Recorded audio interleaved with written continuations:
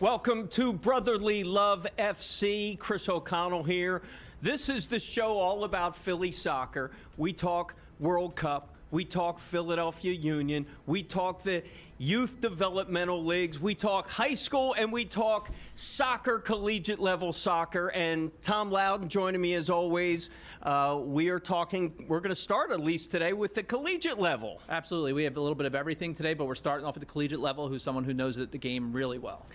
You might know him, Tim Mulqueen. Thank you for joining us. It's my pleasure. I've watched the show, and it's a great honor to be with you guys. And any chance I can talk soccer at any level, I'm all in. Head coach of St. Joe's University men's soccer program after your second season, right? Yeah, this fall was my first season. Was your first season? You're going into your second season right now.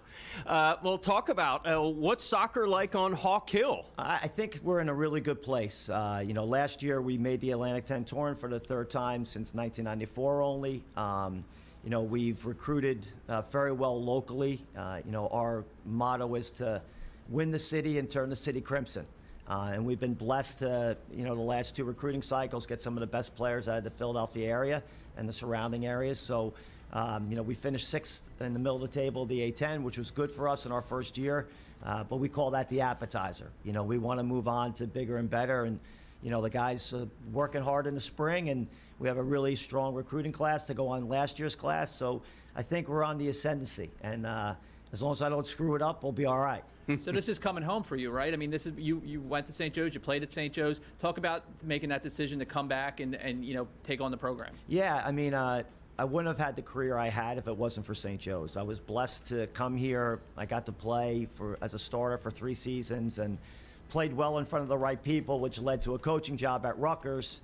Was successful, went to 3 Final Fours, which got me into Major League Soccer, which propelled me to the U.S. national team. So it's all full circle now to come back. And I always thought St. Joe's was a sleeping giant, that, it could be a regional powerhouse and certainly get into national tournaments. So when the job became available, it was kind of time to put my money where my mouth was and see if I can get the program to where I think it can be. And have tremendous support from the administration, tremendous support from the alumni. So I think for me, it's a blessing to be back home. What's the first-year challenges of recruiting, starting a new culture, starting that enthusiasm, and getting the buy-in from your players? Yeah, I think it's all what that you mentioned. The first thing that I had to do was, instill them a belief that we can be a good program and that we can have, success. And then we had to, instill a system that accentuated their strengths, but also in what I believe modern football requires. Pressing, winning the ball higher up the field. There you go. That's against George Mason. Great goal, second goal to tie the game. And that it showed some great resilience because that same player had just missed a penalty about 4 minutes prior. So really proud of that moment. But it was, starting this belief that, we can be a good team if we work together as a team. So building that culture, building that identity. And then the last thing is I looked at and I said, look, we're in the hotbed of soccer with Philadelphia, Pennsylvania, New Jersey, Delaware. We need those players. So to make inroads with the local clubs and the community so that the better kids would look at St. Joe's as a viable option. One of the things with my background in professional soccer is, you don't need to leave and go sit the bench for 2 years in the ACC or the Big Ten and then be seen by professional coaches. I know those people. I worked for those people. I was in that league. Come to us, play for 4 years, and you'll be seen by the right people. So just trying to get that message out, and so far so good. And again, we've been blessed with some very talented players who were there already and who have come. Sounds like you got the recruitment script down. Yeah, look, it's funny because you think, as I realized as a pro coach, good players keep you in jobs. And, you need good players to win. So recruiting is everything, right? You need, good players win you matches. So we're always looking to better the squad. And of course, the cultural piece, right? Like guys from like areas, like backgrounds, that love of Philadelphia, playing for Philadelphia College with all the other Division I programs, it means something. And to play and line up in those derbies against the other city schools is really great. And it's unique to college soccer. So to have that entwined in our program is awesome. Can you talk a little bit about, you mentioned a hotbed, the kind of explosion of talent coming out of this area? I mean, you see it from the national team all the way down. You see it, obviously, the Union Academy and what they've produced, but just there's so many programs and there's so many youth teams. Like, how do you navigate that, and just the overall, how the things have changed over the last 30 years or so? Well, I mean, it's changed dramatically. When I first started coaching in college, that you recruited out of high school. Yep. And, you know, you went to 1,000 high school games to see kids play. No showcases, no, 5 days a week of training. Now you look in our area here with, you go to Delaware with Sporting, you have, FC Delco, you have the Union, you have the Ukis, you have all these really great clubs in the area here. So for me, it's grown in the number of kids that are accessible to you, that you can see on a more regular basis. The coaching has dramatically improved, so now kids come to you more prepared for what the next level is.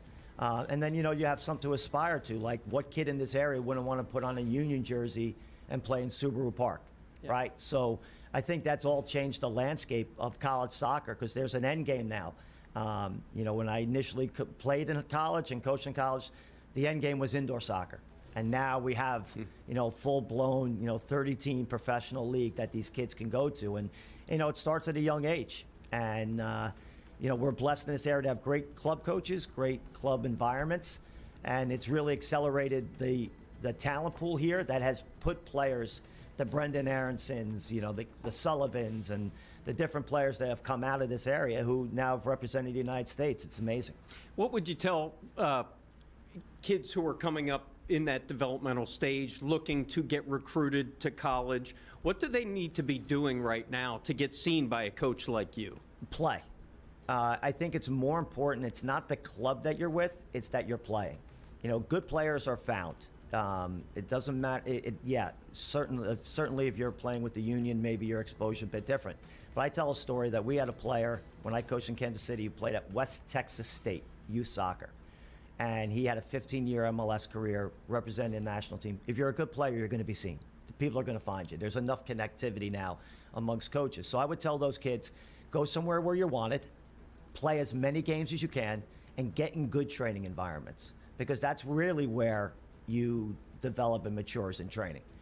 So if you can find yourself in one of those, it doesn't have to be a massive club, but where you're getting that high-level training, you're playing every week, you're getting good minutes, your development's going to speed up, as opposed to, getting bits and pieces of minutes on a really successful club team. Coaches get out there. Word travels fast. Hey, there's a good player here. There's a good player there, and you go out and see them. So you can't be seen if you're not playing. You had mentioned back before, you go out and watch thousands of high school games just to see the kids.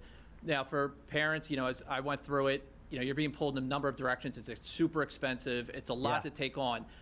Is it those tournaments, those showcases, they're the key events now, would you say, or is it more individual games? I think, those showcases are tricky, right? Because they're not played as a team. They're played as individual. Every kid wants to do well for himself as opposed to a team. And I had this argument when I was with U.S. Soccer, and part of it was also with my son. So my son played in Orlando City Academy when we were living in Florida. But I wanted him to play high school. And it was a tug of war. You couldn't do both, blah, blah, but he ended up doing both. And my whole thing is, there's a really good place for high school soccer in this country. I've rarely seen a kid cry losing an academy game. I've seen kids bawl their eyes out losing a high school championship, myself included. And there's a certain responsibility that comes with being the leader of your high school team. You play for these showcase teams and these other big club teams. You could be a really good player, but you're not the alpha dog. Where you go to your high school, you're the alpha dog, and it teaches you Could get swallowed up. Correct, and it teaches you a whole new way of being a good teammate. Because now when I go back to my club team and I'm not the captain, I know what that captain's going through. Like, I get why he has to manage us in certain ways. So for me, I don't get wrapped up in, you have to be a club player. If you're a really talented high school player, and for whatever reason, because you mentioned, we're still in that pay-for-play model. That's difficult for some people. Yep. We want good players, and I think all the coaches feel the same. And if it's a high school, then it's a high school. And again, you have the Philadelphia Catholic League. I mean, holy cow! Like, you want to talk about, ancient rivalries and history of going way back. I played with guys who were at Judge who, give the guys at Ryan a hard time, and it goes all around the city, right? So I think there's a great place for high school soccer. All right, we want to get your thoughts on the U.S. men's team and the World Cup coming up. Still lots to talk about. Don't go away. Tim Mulqueen, St. Joe's University head coach, men's soccer. Don't go away. More Brotherly Love FC coming back in 2 minutes.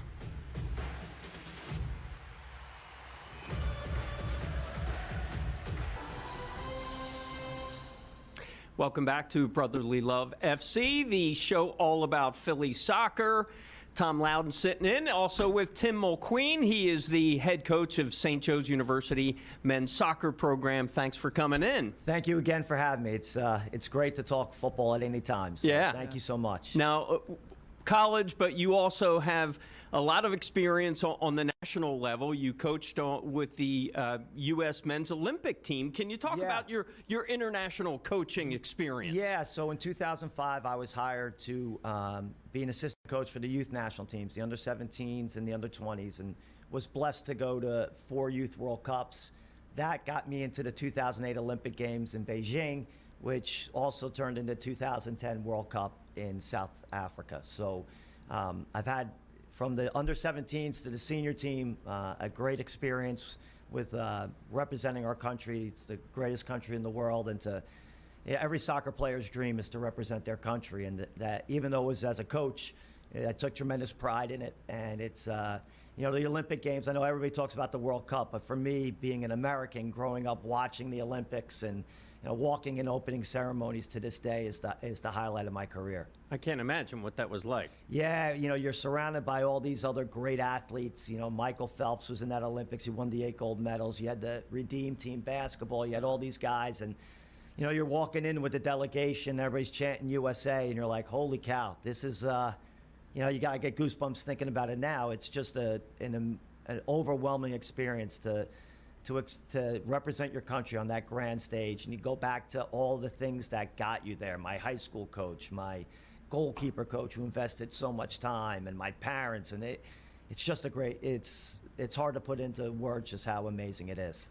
Now, you were part of the process, whether the Olympics, World Cup, putting those teams together. Can you just talk about the difficulty of that? Because it's obviously not a team that's together all year round. You have certain windows where you can practice, and the coach right now is trying to figure out, okay, who's my roster? I have like a 2-week window to see how they play together. Can you talk about how difficult that is? Yeah, it's tremendously difficult. Health is an issue. And believe it or not, I know it may be hard to, and I say this sarcastically, the club teams aren't really interested in, even though the FIFA requires them to let guys go, they want to do it at the last minute, right? So you really have to build out in advance what each camp is going to look like and what's our goal based on the opponent we're playing, the players that are available. And literally you go into some camps and you'll say, right, this is a camp where we're going to look at our back 6. So if we're going to play with 2 holding midfielders and a back 4, we're going to bring in those 6 best guys and really work on that part of our build out and our defending. And then we'll supplement the attacking group with what guys are available. And then the next camp may be attacking focused. And then you start to try the different players and say, right, who fits with who? Let's bring back that player because he may work with that player. Ooh, that doesn't work. So now where do we go from there? So your player pool is extensive. And to whittle it down really comes down to 10-day camps where, they work together. Because you can watch them. I've flown to Europe to see players play in their environment and all that. But until you get midfielders playing next to each other and see that combination and see, can they, coexist together, it's really, really difficult. And for us, as a nation that is still developing elite players, to really find guys who fit in beyond the Christian Pulisic and Weston McKennie and, Tillman, those guys, it becomes literally, who's in form during that time. And it's a really tricky process. I don't envy Pooch at all. This is the camps that I was involved in, the selections I was involved in, there's some really difficult decisions. And it's not as cut and dry as the public thinks it is. There's a lot that goes on, like how are they going to interact being a sub? How are they going to interact? Maybe not playing the first 2 games in the group stage, but you need them for that 3rd game. You know, are they going to be ready? Like, all that factors in, because the goal of any team is to get out of the group. And you said part of it is looking at your opponents. Correct. Let's take a look. What are you looking at now? We look at the U.S. men's team schedule. Here's the schedule. Right. Game 1, June 12th, Paraguay. Kind of walk me through that schedule and what you think. Yeah, the first game's the most important. You put your best 11 on that day. Paraguay, obviously coming out of South America, is very difficult. They're a team that's going to look to possess the ball. It's a combination-based team. You know, so what we would have to do to prepare for that game is speed the game up. You know, so we want to make sure that we're pressing and we're turning them over, because the Latin American countries like that slow build-up phase. So if we can speed them up, and you have to get 3 points out of that first game.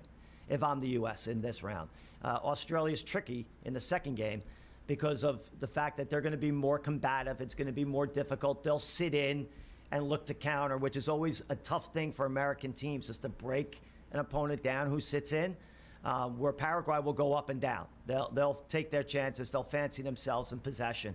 So that first game for me is vital to walk out of there with 3 points, to set ourselves up for 1 point in the next 2 games, get you to that next round. 4 points usually get you out.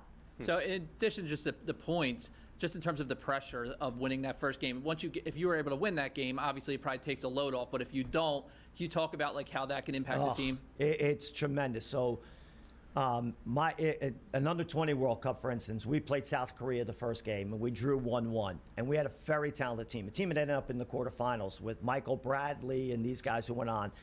We tied that first game. We knew going into that Poland game, it was 3 points or we were done. And it changed the whole dynamic of the team.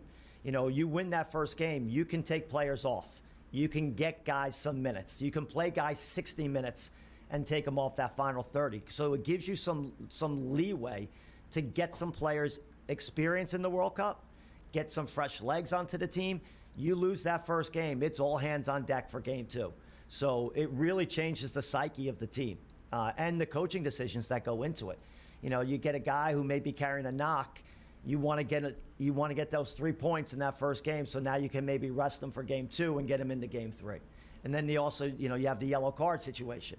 You get a yellow card in the first game, and you don't get a result, you may have to play him in game 2, and now he sits game 3 if he takes another. So there's a lot of factors that could go in if you don't get 3 points in that first game. Coach, if we haven't made it clear to our viewers, you're goalkeeper.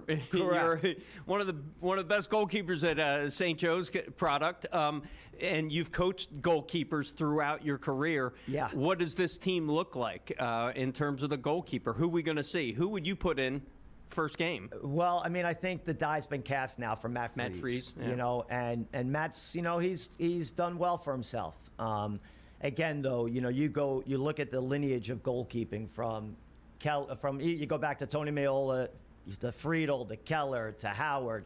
You know, You've coached all those guys. Yeah, I've been blessed. I've been blessed to work with those guys. Tim and Tony Meola, the longest, and then Casey, and then Brad at the end of that. But so I know what that picture looks like, and the amount of weight that they carry for an American team that, you know, look, let's be honest, we're going to give up chances. Yeah. And they're going to be called on to make plays.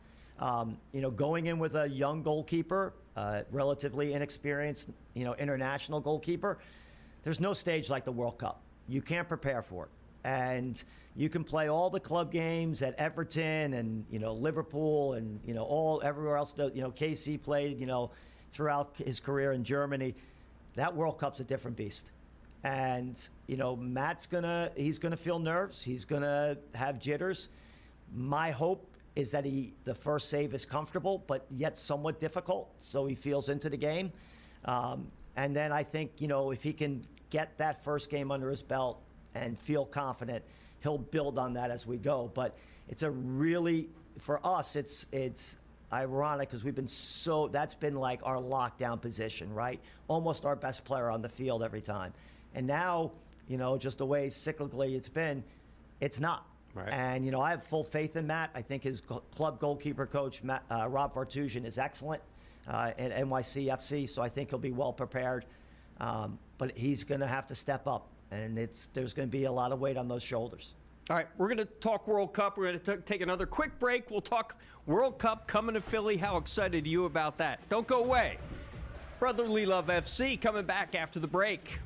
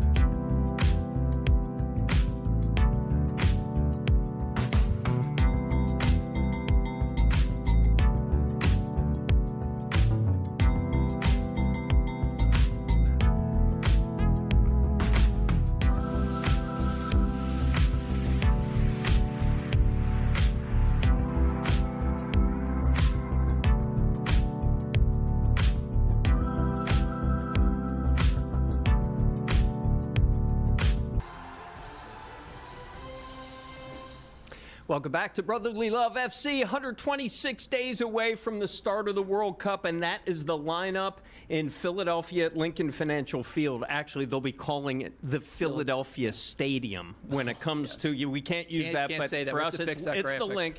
June 14th, Ecuador, Ivory Coast. What a great slate of games we have coming up. We have with us Coach Tim Mulqueen was St. Joe's men's soccer coach. What's your favorite of that lineup? Who will you want to see coming to Philly?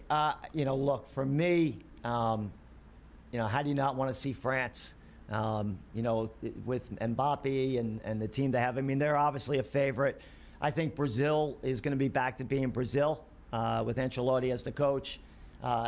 Ghana, I hope to never see again for what they've done to us as U.S. soccer in the World Cup, but they'll be very good. But, that potential, Ecuador, Ivory Coast is going to be a great game. Ecuador's super talented. The African countries are always super athletic, and if they get on a run, they're really tough to stop. So I think the games are great. Croatia, Ghana is another big game. So, the Philadelphia fans are going to be treated to whatever game you get to, it's going to be a great game. What's that whole experience you think going to be like? We've had a lot of guests on there. We're asking them the same. What's it going to be like? What can we expect going into that month-long festivities, but those 6 games as well? Yeah, it's going to be an environment unlike any. It's the Super Bowl on steroids because it's a national. You're going to have people who are here with such great love for their country, and they're going to support it in all the right ways. And it's just going to be a celebration of sport, but with this nationalistic pride that all these people carry, that it makes it fun to root for them. To get here and support their team at the fan fest or being at the stadium. It's just such a welcoming celebration of a sport that lifts people's spirits. You're going to walk out of there in a better mood than when you walked in.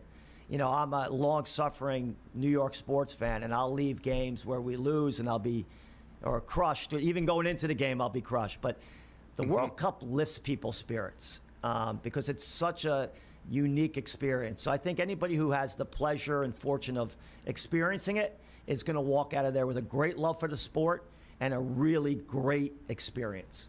Obviously, it's going to be across the country, and that vibe is going to come across the country. As the host nation, what kind of extra pressure or does that put on the players? You know, I've heard some people say, oh, they kept them on the West Coast to keep them away from the Northeast media during those 3 days.